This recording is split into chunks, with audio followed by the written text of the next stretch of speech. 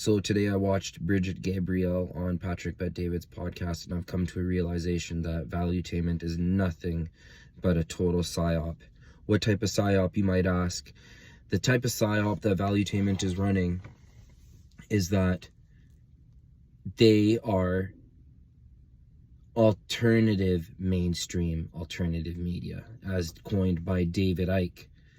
And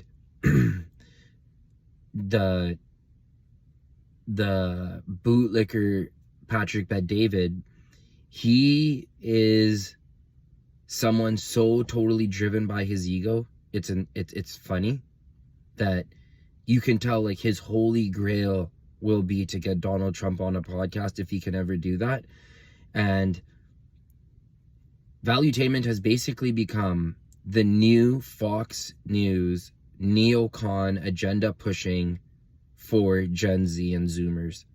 And a lot of people say, well, Gen Z doesn't watch Patrick Bet-David or whatever. I think maybe you might be surprised.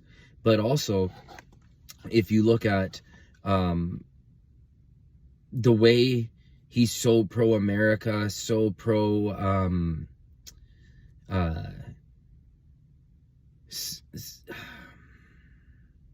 he's an establishment guy. No matter what you want to say, he only says safe, dangerous things. There's nothing about him that's like really groundbreaking.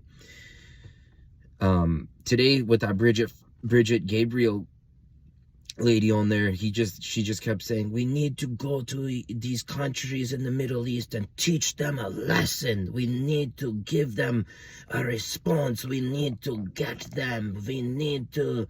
Now, I mean, like, you know, women talking or whatever, that, you know, some people like it, some people don't.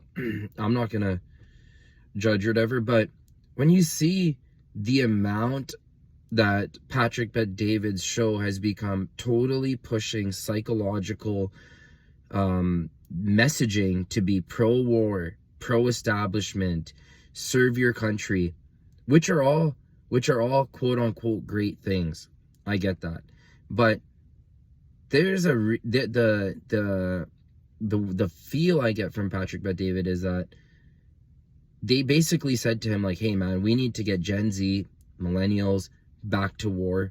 You know, we need to make them neocons again.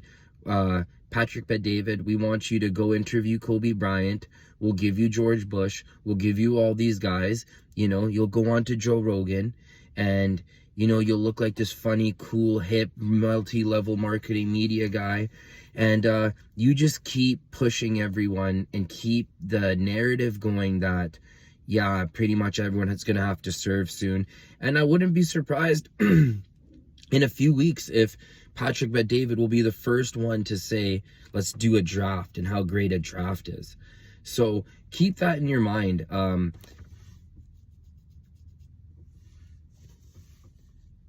He's clever. He's a tricky guy in the sense that, and this is a lot of this I've read in my comment section, is that he only has Adam there to push the, you know, Adam now like now if you watch Adam Sosnick on Valuetainment, he has such trained, brilliant talking points, like, oh, there's the Triple H, Hamas, Houthi, Hezbollah, this and that. We need to get them. They need to be taught a lesson too. And they don't want peace and blah, blah, blah, blah, blah. So the best way for us to get peace is to be more war. We like the country in the Middle East. And if all the other countries fail around it, that's a great day for us. Okay. I see the angle you guys are working here. I see the angle you're working here. Hey, let's get on Andrew Tate, you know, we'll get the Muslims in, you know, they'll like us a little bit. Hey, why don't we just do a little bit of a debate, you know? But I'll show how successful and how open-minded I am by letting these guys give the full spiel on war. It's what it is. You can hate it, you can love it, you can take it, you can leave it alone.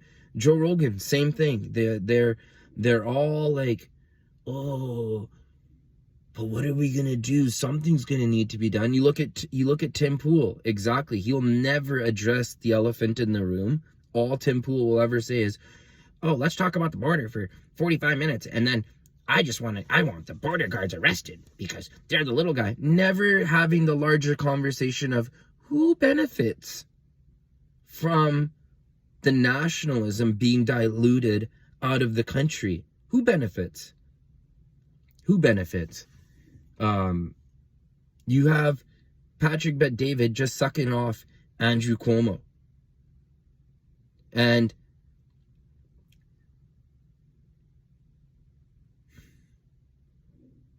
yeah.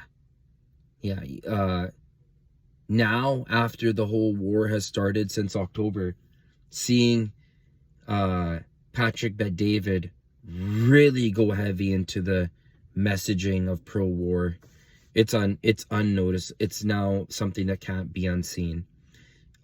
If you get anything out of this, please like and subscribe to my small channel. And for more up-to-date, day-to-day brilliant topics, yo, peace, y'all.